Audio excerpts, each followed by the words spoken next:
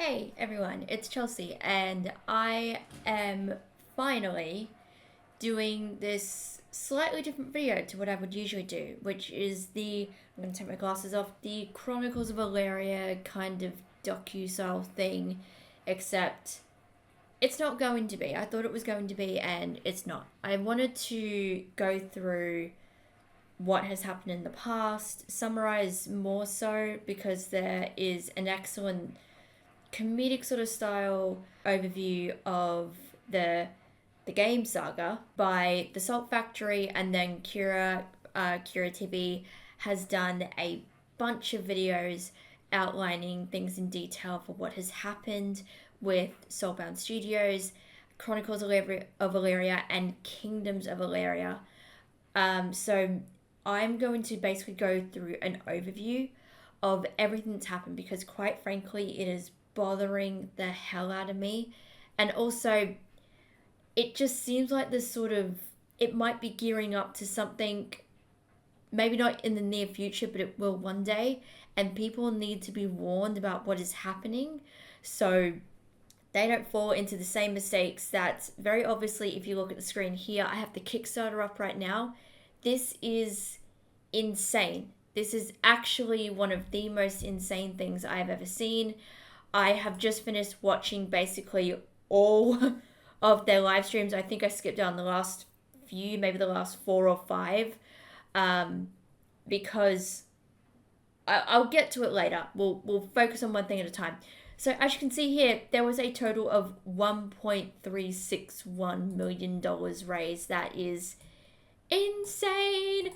So just to give you an overview, actually, I should start of what Chronicles of Elyria was meant to be. It was meant to be an MMORPG where there were no story quest lines created by the game, and it was meant to be your character would age and die. You could also have no skill tree. You would just learn things as you started doing them. You would learn languages as you started doing them. There was supposed to be like 12 tribes, 8 of which were going to be on the starting continent, and then you'd go and find like the other 4. It was supposed to be a you can be what you want to be game. You can spend money to be like a duke or a baron, or you could spend an exorbitant amount to be a king or queen. And then you would have the people who would want to be librarians and storekeepers and blacksmiths and guards and criminals and whatever have you. They would want to be those things. Allegedly, they would want to be those things. It was meant to be a game where you would have pure freedom. And to me, I think of it's not an exact comparison, but I think of it as something like a medieval Second Life. You know, that kind of thing. Where it's too good to be true. Let's put it that way. It is absolutely too good to be true.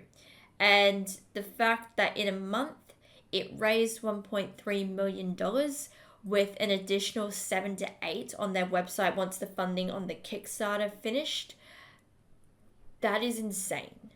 That is mental, really. So let's just go all the way down the bottom, because originally in my original script we went through all of these. That's gonna take hours. Let's not do that. The King or Queen package, yeah, there were 4 people that backed this, and it was confirmed by Caspian himself, and the person also, I believe, came out anonymously, but Caspian did name them, that there was somebody who bought 2 of these packages. They spent at least $20,000 on this I'm not even going to call it a game, it's a project. $20,000.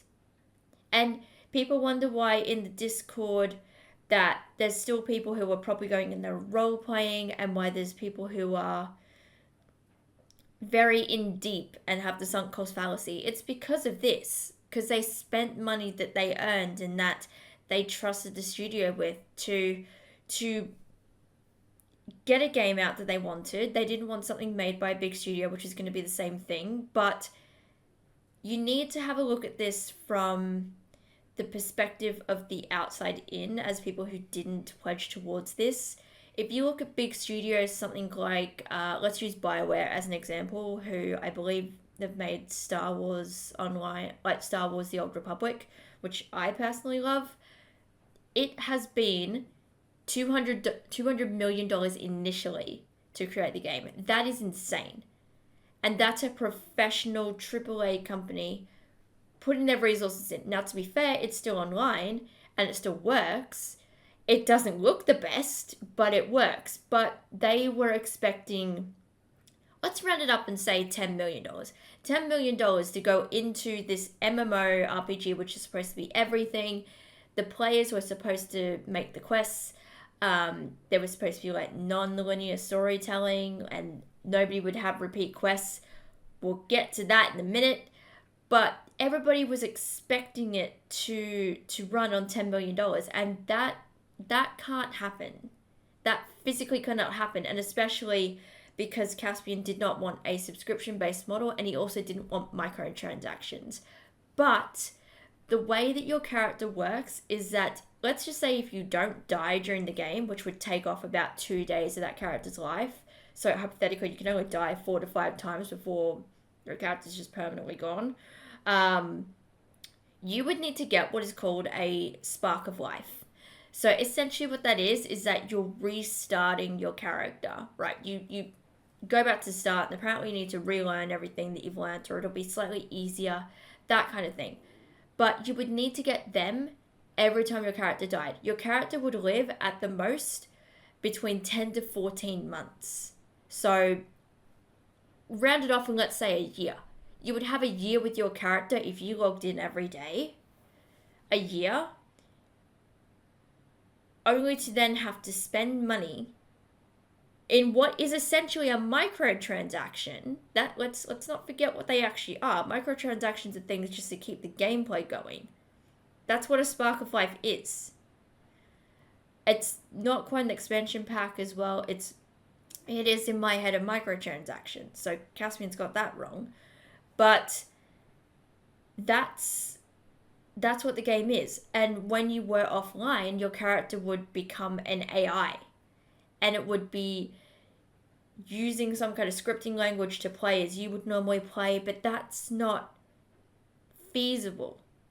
I don't see how anyone thought that would work, because you cannot mimic what a player is going to be doing as an AI when second to second, minute to minute, a player is going to be doing different things with their character. You can't mimic that. Like, you can't mimic it to run a store properly, or to give out orders as a mayor of a kingdom, or anything like that. Like, you can't. Your character would just be basically standing still. It really would. It's just bizarre. But I have up the Wayback Machine, as you can see here. I have it up, and there's a lot here. There's quite a lot, and I don't need that one up. There is so much. So we all just basically went through, the cycle of, okay, the game is fully funded. And then they went into what I call their live stream era, which was like 2017. It was chock full of live streams and everything. And then we started getting some, I'll pull up the YouTube channel so you guys can see it. We started getting some, let me just pull it up. And then we started getting some walkthroughs of this was their tutorial section. It was this. This was just a PowerPoint. I watched this and I was falling asleep. And you can literally see in this A Living Legacy, designing Chronicles of Elyria, you can literally see people going on their phones. One person just walks out completely and doesn't go back. Oh my gosh, the fact they thought it was okay. But we get all these. And then it starts to kind of drift off. So they have animal updates, and they have it's a mud, but it looks like Minecraft. They have this, right? And they have a very high fidelity jousting video, which we've all seen. It's kind of a meme to be this is what the gameplay could have been. And then we start getting into the weird stuff. These two videos here are two lore videos. They are animated, voiced over, and nothing to do with the game. So here's the thing about the game that people should have hopefully seen as a red flag straight away. If you are creating an MMORPG, there should always be something to guide the player to what they're meant to be doing. I get this game wanted to have a bit more freedom in what it wanted to achieve, but having no story whatsoever, except for the tutorial, there is a story in the tutorial in the Silver Run mine. That's a weird choice, but okay.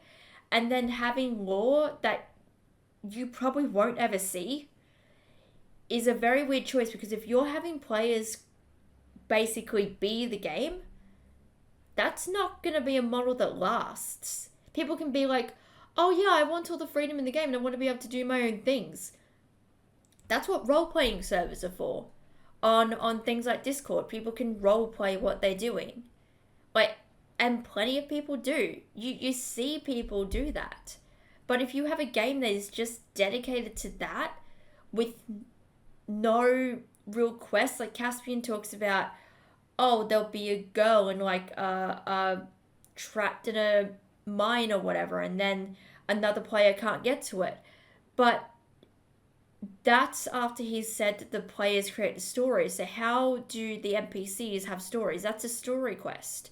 I don't think he's fully connecting with what an MMORPG is, because it's either there's nothing to do in the game with NPCs and the players just interact with each other, and the NPCs are there for like just flavor, just to see some different people, or you have things in the game that are created by the developers, like little quests and stories and all that, but you're just relying on the players to interact with each other to make the game fleshed out. Like, that's, I don't know, it does my head in. I don't know if anybody else has looked at it like that, but it does my head in. There's also a character creation, which is the most boring thing I've ever seen. Oh my god, it is ridiculous. Also, I don't know if anybody has noticed this. Now, I'm going to assume that this person here might be non-binary. I'm not sure. I'm going to refer to this person as they, them. I'm not overly sure.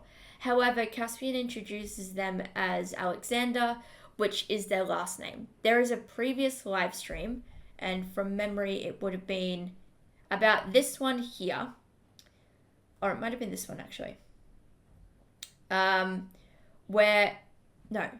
It was the Survivor one. I remember that was the Survivor one, where Caspian introduces this person and doesn't get their name right. Now, they appear to be one of the few female presenting. I'm not sure, they might be like just cis female, not considered non-binary or anything like that. But they appear to be the only female presenting person on the team from what we've seen. That is quite disrespectful if you don't know their name. There was also another example of possibly not being the nicest to females, but this is speculation on my part, where Caspian had a kind of a roast against him in a video that Kira commentated over. It was a 3-part video where there was a woman who asked a question, attempting to ask a question, and he very rudely, while she was asking the question, interrupted her. Which, when she finished the question, it also appeared to have made him quite upset. I will not speculate, but he did seem very rattled, let's just say rattled, by the question. So, again, I will be linking Salt Factory and Kira's videos down below. They are excellent. I highly recommend you go and watch them, especially for Kira's playlist. He goes into a lot of the minutiae and minuscule details of what I will not be going through because I don't want to be here for 6 hours talking about this game that doesn't exist, because it's a sideshow. It really is just a sideshow. It is ridiculous. But I just want to go through that all of these videos. So as you can see here, the video started getting shorter. So 7 years ago, 6 years ago, so that would probably be 2019. This was a boring one as well. the map generation video. This is a graphical downgrade by the extreme proportions. So they went from, in the jousting trailer, from very high pixelated sort of assets, like high quality assets, to, I believe these are termed grey box assets, so some that are lower fidelity. The jump is insane, right? It is mental. And also, nobody got a hold of these. The only thing that people got a hold of was, if I go down again, I believe it was this silver run mine. Like, it wasn't even this, I don't think. They got this, like, very briefly. But they got, like, a parkour demo, which really just killed the momentum of the game. So, and then we have the Inside Chronicles of Elyria videos, which Kira has absolutely roasted. But if you've noticed, we haven't gotten a video in 4 years. There's been sort of, I think, little ones on his blog, but nothing to really talk about. And this right here is the video showing the alpha. Now, the alpha ended up being totally insane before people got to it, because of the fact that people didn't want to download the client.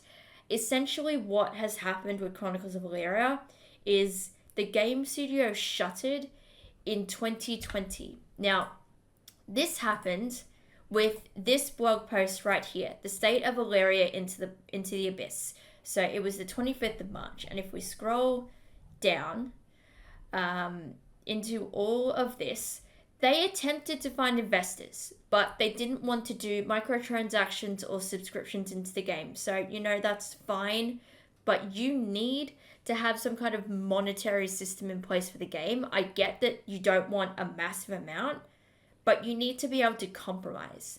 And it ended up being the failure of the studio. So, as he says here, but to our great sadness, with failures of settlers of Elyria, which that was just, think of Earth 2. It's just buying plots of land which you could buy for up to like $3,500, which is insane. 5 long months of limited crowdfunding revenue coming in. Soulbound Studios has officially run out of money. Last night I was forced to do something I never thought I'd do. I closed the online store, put the SOE map back into read-only mode, and laid off the employees.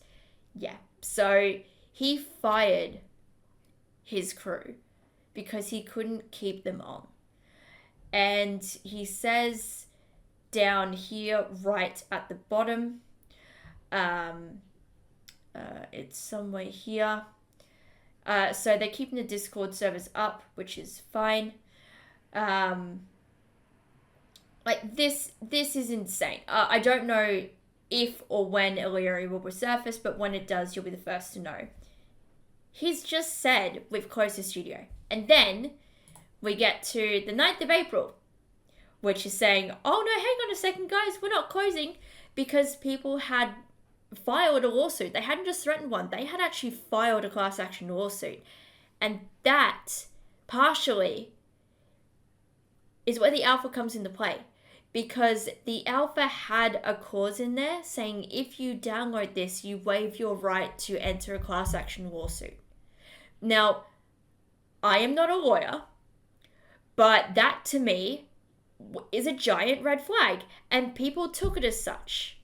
And he then had to go on and he had to waive that out of the terms and conditions, because he realized, oh shit, nobody is playing my game. Like, nobody apparently had played it. And to this day, I don't think people have been playing it, because yes, it's under an NDA, but let's face it, stuff usually leaks under an NDA regardless. Nothing has come out about what this alpha looks like, which is leading me to believe two things. Okay? One, nobody has played this game, which wouldn't surprise me, to be perfectly honest with you. But the second one is that people have played this game, but there's been no changes since Caspian's video showing what version 1.4 was. There's been no substantial progress in the game, so therefore people just thought it wasn't worth it to talk about. Which potentially also, I'm not a lawyer again, but might actually invalidate the NDA if there's been no substantial change between 1.4 and subsequent builds. People can probably just leak it without there being any repercussions, because Caspian doesn't have any money. There's been on the subreddit for Chronicles of Elyria, just from 16 days ago, there's a post here from Caspian, and it says, with the threat of ongoing legal action, I'm just going to close this window here because I don't know if that was showing up or not. With the threat of ongoing legal action, I've had to adjust focus towards trying to get residual passive income for myself and the studio, so we have the funds to fight another lawsuit if it materializes, which is making me think that somebody's about to sue him again. Which would also mean that technically there's been no progress. I wouldn't be surprised if he's, don't threaten him. That is the very obvious thing. I should have said that from the get-go. Don't threaten him. Don't be cruel. Just because you've been shafted doesn't mean you can take it out on people. I know he's hurt you. Please don't do that. Be the decent person. Go and play a game that you have a lot of fun with. And sincerely, as somebody who gets therapy, go and get therapy. It will help you a lot. So unfortunately, there is currently no work being done on the website. However, that will change at some point. I'm sorry the website's been down for so long. I just don't have the time or funds to work on multiple things at once, but my focus remains on seeing COE come to completion, and that endeavor is still my full-time job. Now, keep in mind, COE is not being worked on. It's Kingdoms of Elyria. That's the alpha, which I didn't mention was actually a backer reward that Caspian said would be going out for free to the backer rewards. That's not free. They paid for that. You're not giving it to them for free. That's literally something that they have paid for. You are just delivering on something that you promised, which will be a first, quite frankly. But we're also going to have a look at, I'm just going to get rid of all of these things because I've been literally doing this for 6 hours now and I am exhausted, at the refund policy. Because there was somebody on my YouTube section when I initially pointed this out, trying to state that, oh no, Caspian's gonna make good on the promise with another game studio and you're gonna be able to get their goods that way. No, and we're gonna read this because I can understand a basic refund policy, and this is not what you sucked in people think it is. So we're gonna run through this, and this is the insane part. Soulbound Studios is introducing a limited refund program for Chronicles of Elyria backers, subject to the terms and conditions of this policy and our terms of use. The refund program, will begin in March 2025 and will remain available until the launch of Kingdoms of Elyria. Sorry, I'm going to get confused by those two. To initiate a refund request, log into your account on the Chronicles of Elyria website. You can't do that, by the way. So let's just open this in a new tab. There is nowhere for you to log in. There is literally nowhere. You can't do anything on this website. So let me show you what this game is, what this website is. Because if we go into, let's just go into Game Guide. And let's go into Environment. This wasn't here months ago. This kind of stuff, this wasn't here.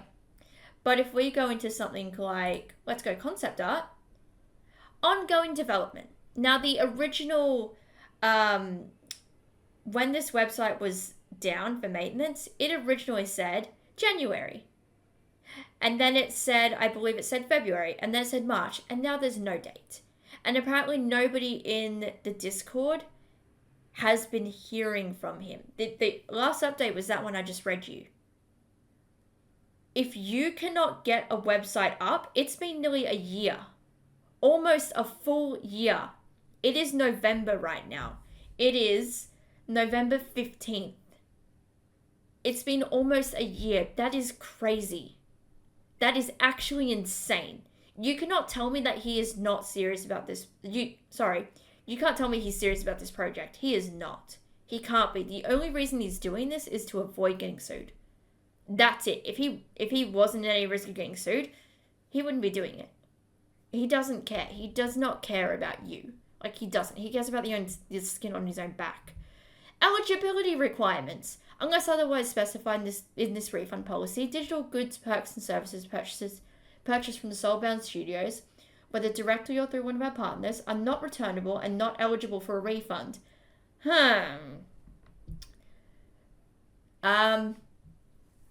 To return digital goods and perks and services, you must have and maintain an account in good standing on Chronicles of Elyria website. You can't log into the website, so how are you supposed to know if your account is in good standing unless you're on the Discord? But then Caspian can just go, nope. Have purchased wholly unused digital goods, perks, and services from the company through Kickstarter or the Chronicles of Elyria website on or before the 1st of March 2025. If the goods, perks, and services were purchased in a bundle, the entire bundle must be intact and unused. Now, there's nothing to use because there is no game to play. So, hypothetically, everything should be unused. Submit a refund request through your account. Again, you can't log in. Nobody can log in. Request to return digital goods, perks, and services that meet the criteria above may be refunded via store credit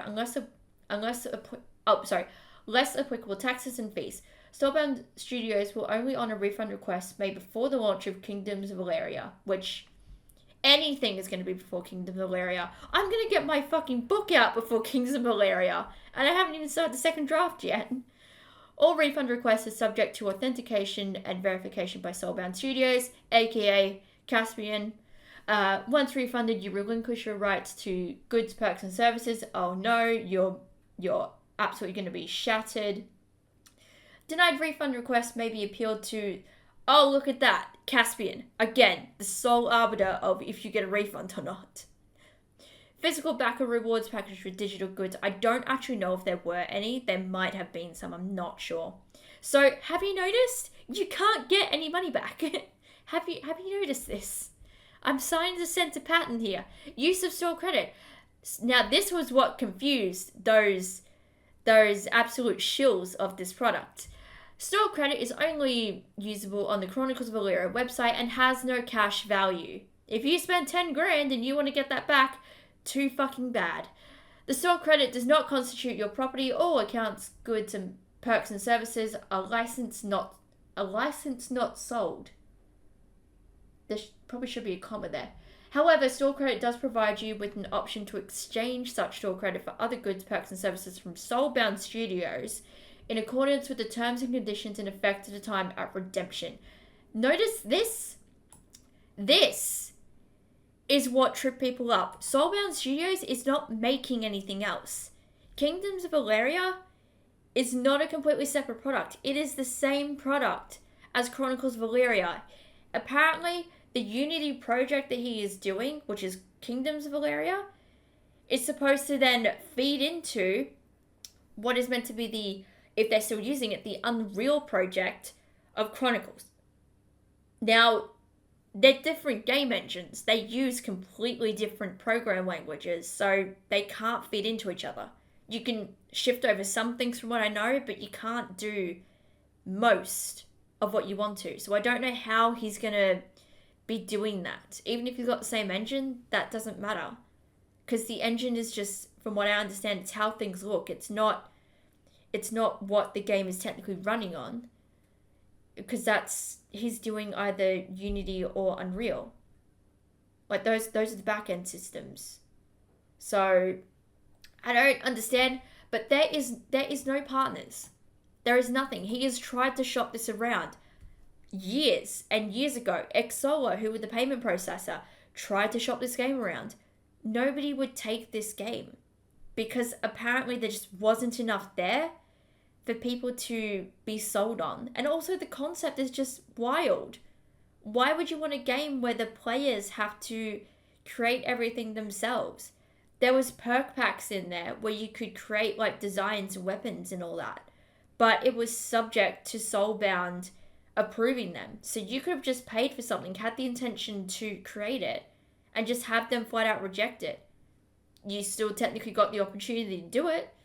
So by that logic, you got what you paid for. You know what I mean? Like it's sketchy at best. Store credit transfers. Store credit transfers cannot be combined, accrued, or transferred between accounts, even those owned by the same or related individuals. Soulbound may provide you with an option to transfer store credits from Chronicles of Elyria website to a third-party service and exchange. And exchanges at your own risk and may be governed solely by the terms and conditions of the third-party provider. That's not going to happen. Let's just make this perfectly clear. That is not going to happen. Why on earth would any company want to do that? He is just holding out hope that somebody's going to buy this. Nobody's going to. Like, it's not like this is going to be one of those things where we find out that a very, like, wealthy person with a heart of gold, like we've seen in the space lately, is going to be like, I'll take it. No, they don't even want to do that. Because they understand who is taking this, who, like, is running this. And it's not a good look. The company takes no responsibilities for the actions or policies of any other third party. By accepting the exchange offer, you give up any and all claims against Soulbound Studios that you have or may have had related to that store credit. What does that sound like? That sounds like you can't also do a class action lawsuit against this either. Because that would be the only thing that you would have an issue with. General terms. By returning a digital good perk, I have to... Oh god, hang on, I've got to move it over. My screen is too small. Ah! I've got a thing in the way. My camera's in the way, so please bear with me. I've got a thing around my microphone which makes the sound better, but Jesus.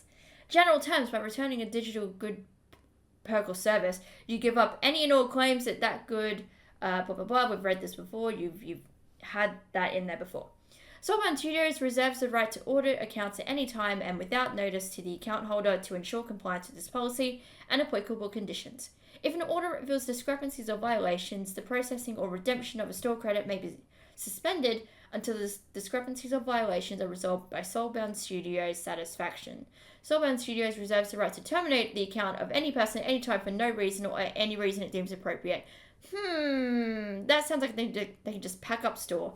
I can't talk. It's been 6 hours. This is brain rot, guys. No benefit of holding store credit may be sold, purchased, or bartered. Store credit that is sold, purchased, or bartered, and store credit that is obtained from any unauthorized source are voidable by Soulbound Studios' sole discretion. Attempts to purchase, sell, or barter these products or benefits shall be considered an act of fraud against Soulbound Studios. The account holder shall be liable for the full unrestricted value of the store. This is how they might get some money back. As a result of improper or fraudulent transfers, otherwise violations of this policy. Soulbound Studios reserves the right to terminate or deactivate the... blah, blah, blah. We've read that before. In the event any person violates this policy, perpetuates a fraudulent or deceitful act against Soulbound Studios or any of its partners or any of its customers, or engages in behavior offensive to Soulbound Studios employees, partners, or customers, Soulbound may, without notice and its sole discretion, suspend such person's account, cancel all previous granted store credit, refuse to provide services to such person on a temporary or permanent basis, and or confiscate any goods, perks, or services previously issued. Reinstatement is subject to an administrative fee. If Soulbound elects to reinstate the account, Soulbound reserves its right to seek all available damages at law. Look, honestly, I don't think that's going to help at all. Also, you don't have any customer service. It's just Jeremy. It's just Caspian walking around being like, you guys need anything? And it's just him. So, there was, with this game, there was like I said, there was an interesting sort of Q&A regarding this, and Caspian basically said, my son wants to go to a university that's in like Switzerland, and I can't afford it. This man seems to not be able to communicate and communicate effectively. I know a thing or two about that. But it is insane. See, that little thing is just on the side there. It is insane because if his son actually has ended up doing that, that is so exorbitant. Look, I'm going to polish this off because originally I was going to do this whole deep dive on, you know, what happened during that span. I've kind of done it quickly, but I want to go more of the refund policy because that's important. You're not getting a refund. It basically just boils down to that. He doesn't have money. But here's the thing. I think it was legitimately spent. I don't think there was any misappropriation like people are accusing, or people accused of, but it was probably in partially a joke and partially because they were frustrated. I think it was appropriately spent. I just think the scope of the project was too much. And to summarize this, I think the blame of the failure for this falls on Caspian, obviously, but it also falls on the people who donate the money in the first place. I can understand wanting to be really excited for something that an indie developer can bring.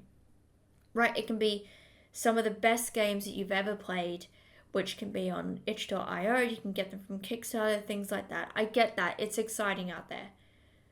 But you need to limit your expectations. And you need to do your research into companies. Chronicles of Elyria has no games. And Caspian is, I believe he was a programmer at Microsoft, but we don't know how good quality his work was, right? Because coders come, dime a dozen. They're always around. You always need them for things.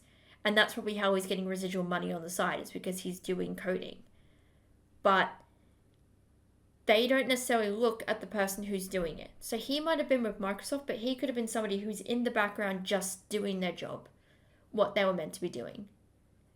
It doesn't mean he was this revolutionary programmer who was able to build this expansive world. To me, he feels like a creative body, like too many ideas in his head, but they can't come out because the technology isn't available. And also, it's not really something that people would want. Who would actually want to be in the game where there's no guidance on what to do? I wouldn't.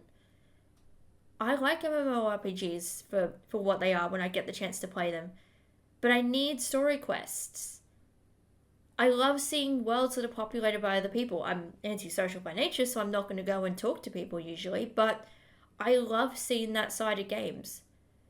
But you cannot have a game where there is no story told by the game developers and have it be only for the players to decide. Because do you know what that evolves into?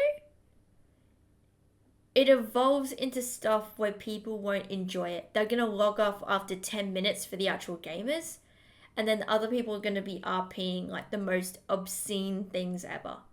Because we've seen how all those like virtual chat rooms and all that go. It always ends the same way, with not safe for work stuff and everything like that. Nobody's going to be taking it seriously. And put this into perspective as well. Who honestly would do the will of 4 people, 3, let's just say it was 3, because there was that one person who bought 2 packages for $10,000. Who would actually want to do their will? Like, sincerely, who would? That is a fever dream. Because I may not be a combative player when I'm playing an MMORPG, but I'm also not going to run around and do what somebody's telling me to do. I don't like doing that really in my real life anyway. I'll just do what I need to keep my head down, and that's it. Like, do you see what I mean? It doesn't, the whole thing just doesn't work. And this is what the executives at those game studios they were shopping around to, that's would have been what they were seeing too. They would have known, like angel investors and all that, they would have known the gamers weren't going to gravitate towards this. Caspian had the idea, and he had in his head, oh yeah, everybody's going to want to do this. But then there were people on the outside who looked at it for what it was and said, people aren't going to go for that. Unfortunately, some people did. But then as time has gone on, and they've matured and had time to think about it, they've thought, oh yeah, this isn't feasible. Like, none of this is. The whole thing is just absolutely mental to sit down and to think about. I'm sorry this wasn't quite the deep dive that I thought it was going to be, but like I said, I've been sitting here for about 6 hours just going through the live streams and the Kickstarter and just everything, and it's just been tiring and very, honestly, very emotionally draining too. Like, we need to recognize at the end of this, $1.3 million was lost in this endeavor. Nobody got their money back. And I don't even think, quite frankly, people are getting a playable experience. Caspian wants to package this alpha as something that will then be sold on like the Steam store and Epic Game Store to recoup some of the money back. But with how much negative press has gone on, by his own making, by the way, he was the one that did this. He made the choices that he made because, as far as I know, he's never worked as a team leader or a project manager, much less a CEO. Clearly doesn't have the business acumen. He's too busy reading books and creating bloody 16-page forums on his website that he now has down and you can only see through the Wayback Machine. That's what he spent his time doing instead of actually creating a tangible game for people to play. And he wants to sell that separately. He's not going to have anyone buy it because of all the negative press that he's generated for himself. That is just what's happened here. He's not going to. And there's the potential as well that he's possibly ruined his family's future as well. Like, let's not forget that, you know, he has a family, he has a wife, he has children. He may have to work like inconceivable hours to get money to be able to pay for groceries and mortgage and all of that. I assume that his wife will be working. I don't know the age of his children, but that would be hard. That would be ridiculously difficult to go through. And I haven't even gotten into the fact that all the money that he lost, he did a flow chart, or he did like several spreadsheets showing, there was a whole blog post about it, about how much money it takes to run a game studio. And he used, I believe from memory, he used 2017 through to 2019, even though those weren't the years that everything was active. He should have done 2016 technically to 2020. But anyway, like that was what he's done. And there's money that's missing. And my bet is that he dumped so much money into the spatial OS system. And then when that fell over and they tried to do like the mud and they did like a text-based mud because somebody talked him into doing that when he went over to London, and then he scrapped that idea, and then they went into like I don't think it was, what was it, TypeScript or something, or JScript, something like that somebody in one of the teams had convinced him, I'm really good at this, can we just do this? And Caspian just rolled over and said yes, and nobody knew how to use it, so they just wasted time and money on that. Like, this man doesn't have the skills to be a leader. And thinking about this as well, he's ruined his professional reputation too. It's possible that with everything that's come out, he's going to struggle to get a high-paying coding job ever again. But he's just ruined his life, which is insane. It is actually crazy that somebody's gone and done that, because holy shit, how do you manage that? I don't, this whole thing just hurts my head. And like I said, at the end of the day, I shouldn't even say 1.3 million was lost. It's like 10 million that was lost this project, which is crazy. That is heartbreaking. That is actually very heartbreaking. And I feel for everybody who has been impacted. But please, please, please do not send any hate Caspian's way. I'm sure he's gone through enough torment. There was a whole lawsuit with the Washington State, which technically cleared him, but it also seemed like they were kind of looking out for his activities and all that still. Jesus, like it's a lot. And I'm hoping that people will get something that will be tangible and worth all the time and effort that it takes. But I really do not think that is going to happen. I think this project is long past coming up with anything that is going to be fulfilling to any backer of the project. Quite frankly, it is astounding that Caspian has gone this long, but he has, in a way, also kind of been pressured to keep going. Because I would keep going as well if I had people sue me and basically only just make it out through the lawsuit through the thinnest of margins. So, look, at the end of the day, please, if you're backing a Kickstarter or looking into one, please do research on the company, do research on the people that are in the company, and have a look at what they are actually advertising for. Because the old saying goes, if something is too good to be true, it probably is. And in the age now of the digital scams that are taking place, and it's so easy to do on things like blockchain and all that, you need to be careful. Because what is too good to be true is always never going to come out. And you might be the one that gets stuck holding the bag or having nothing to show for what you've paid for.